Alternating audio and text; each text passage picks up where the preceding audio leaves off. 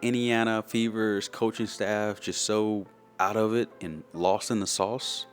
Or do they see something that no one else sees?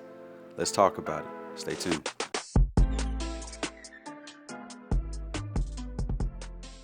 Hello again. My name is Christopher F. Coleman with the Business Intelligence Group. I'm a business leader, advisor, business coach, commenting on various topics and activities that I enjoy, trying to find the business nuances within them. And currently, right now, at this moment, I'm enjoying women's basketball, the WNBA, and Unrivaled. And as a new fan, I'm learning a lot about the players, about the culture, and one of the things that I'm getting to know more and more is the coaching, as well as the style of play the coaches like to utilize when they play.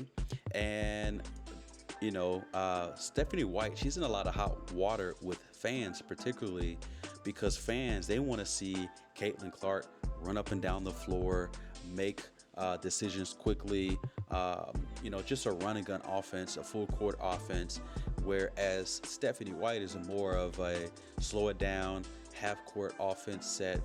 And I want to talk about it, and I want to leave you with some business principles from this aspect. So the first thing, let's take a look at a little bit of what Stephanie White had to say after the game and the loss to the Golden State Valkyrie. Out there. No, I was disappointed because I felt like there was a lack of competitive fire. With the exception of about 2 5-minute spurts, our attention to detail was poor. I'm not sure if it's not knowing the game plan as much as, because if it's not knowing the game plan, then that's a whole nother conversation, as much as not executing the game plan.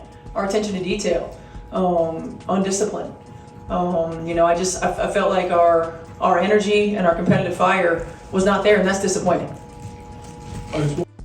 So, it was a tough loss for him. Stephanie White came out swinging.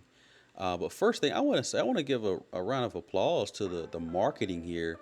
You got Lexus in the background, Gamebridge, Fieldhouse. You got the soda here, or the this healthy, soft drink here. Man, that's outstanding. You see some marketing around the microphone. I think that's outstanding. I think they need to continue to get more marketing. And another thing I noticed, kind of off topic, but it's something that caught my eye, is that the WNBA, they need more commercials. They keep showing a lot of the same things over and over again, doing commercial breaks. They need to have some more commercials so they can, drive more revenue or get some more money coming in from these sponsorships and various deals. But it's something I noticed. But back to Stephanie White, she's upset, and she had a game plan in place, but they didn't follow the game plan. And, to everyone's point, as a fan, we want to see excitement. We want to see Caitlin Clark do Caitlin Clark things. And I think, in other videos, I've talked about how different parties, organizations, people, they all have their own self-interest. And as a fan, we want to be entertained. But the players, they have a perspective as well. They want to win because they're very competitive. And even that can be broken down even more statistically. Some may not necessarily care for win, but they want to make money, or some might just want to have fun, or some are competitive and they want to win at all costs. And so owners, they have their own perspective. They want to make a profit, return on their investment. But as a fan, we are kind of let down because we're not getting entertained, because one, Caitlin Clark is not meeting all of the expectations this year, and we see that the root cause of that problem is because of the style of offense Stephanie White wants to run.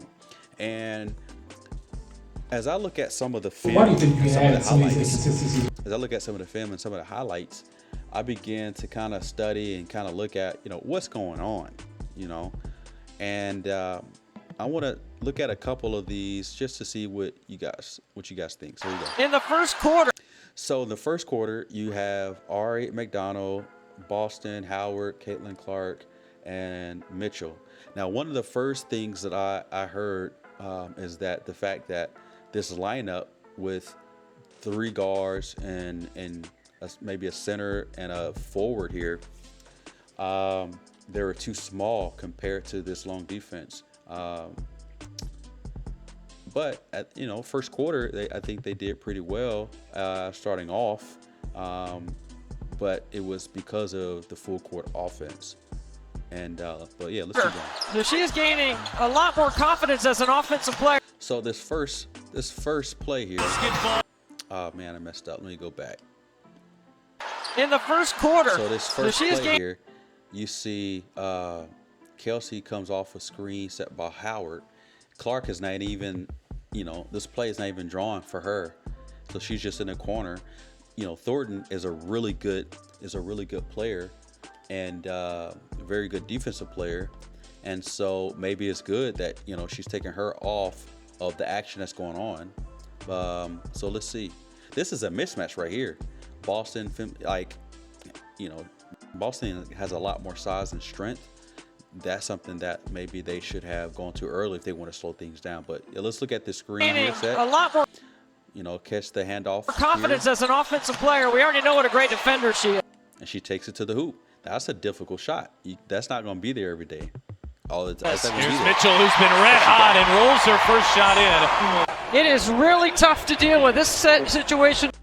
Yeah, there's 3 people in the paint. You got to kick that one out for an open shot.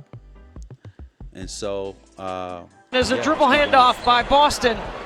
From the Clark injury. Caitlin Clark. She's going one-on-one with Thornton here. So essentially, the spacing is kind of bad on this side. You have 1, 2, 3 out, and it looks like she's driving in, but I forgot to say her name. Femblinier. I forgot to say her name. She used to be with the Fever last year. One of my favorite players. Very a very good glue individual that brings it all together. Very versatile, very long. But she's coming in and she's gonna alter. She can alter that. Clark shot. Crossing over on. And so she stops. She pulls up. That's not an easy shot. You can't take that shot all game long. And so it's contested.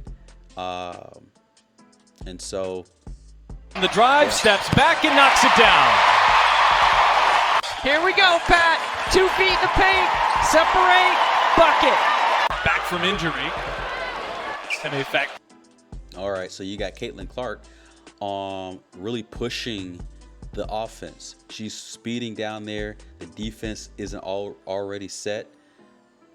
I like this. You got Kelsey Mitchell over here looking for possibly a pass. All eyes are on Caitlin Clark. All right, let's keep it. Bentley lays that one in.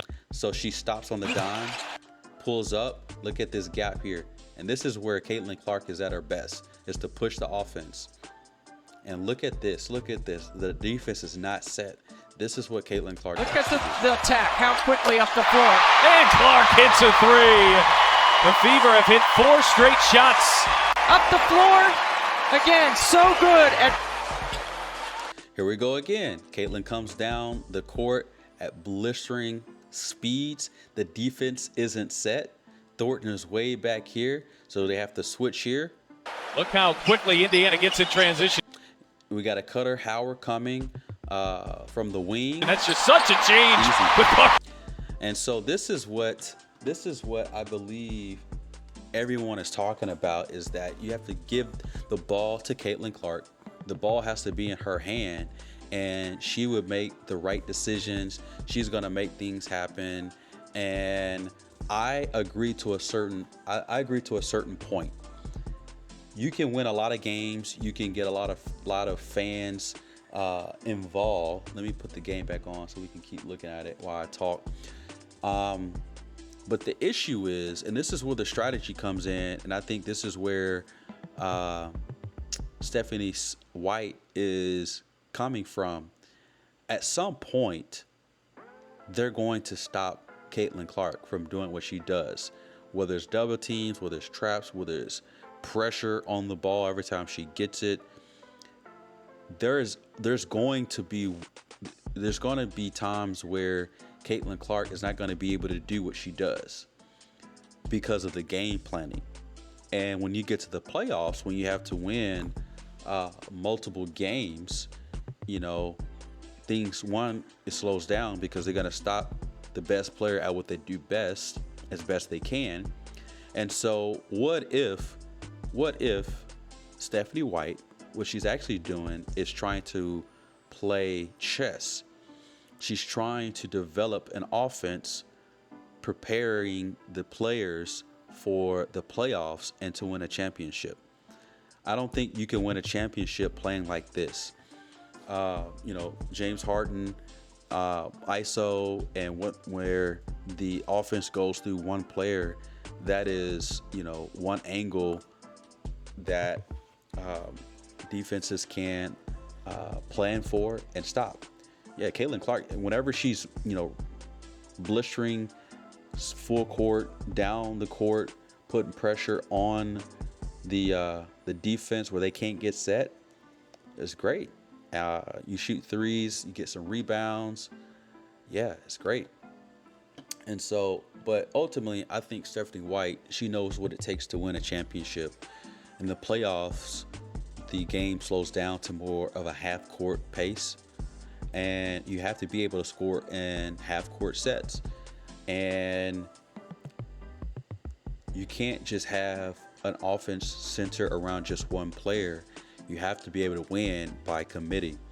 And I think what Stephanie White is trying to do is, one, she knows they're going to make the playoffs. She feel confident that they're going to make the playoffs. So with that confidence there, the next step is, how do we win once we do hit the playoffs? We can't do the same thing that we've done in the regular season where we just run and gun through Caitlin Clark, because there's ways to game plan against that and stop that. And if you get to the playoffs and that's all you've worked on and that's your main method of scoring, well, you're not going to win playoff games, and you're definitely not winning a championship. And so what you have to do is develop plays and develop a scheme that uses a committee to win. The Fever went out and got outstanding players at what they do best. And when Caitlin Clark was out, you saw that the team had some success. Now, with Caitlin in there, they're definitely better, but they have to be able to find ways to win outside of Caitlin Clark, because again, once you get to the playoffs, they're going to stop that. The game is going to slow down. And you can always come back to, this fast-paced offense. You can always come back to it, but you need the time to develop your motion offense. You need the time to dial in these half-court sets with the players that you do have, so you have some options. And so from a business perspective, this is strategy. Strategy is all about focus. Strategy is all about where to play and how to win. If you're a business leader, where to play is, I'm going to sell basketballs, but I want to sell it to kids. That's where to play. I'm going to sell basketball for kids. How to win? I'm going to use cartoons, or I'm going to use superheroes, or I'm going to use WNBA players to market it. Where to play and how to win. And it's not enough to just have one tactic, especially if there's a lot of competition that is aiming for that same target audience, for the same market share. You have to be able to understand your competition and be able to duck and weave, be able to counter, and have multiple ways to attack. And so I think here with Stephanie White and the coaching staff, I think they're thinking about the future. They're thinking about the playoffs and winning a championship, and not just entertainment, and not just winning regular season games. Again, my name is Christopher F. Coleman with the Business Intelligence Group. It's been real. It's been fun. Catch you in the next one. Peace.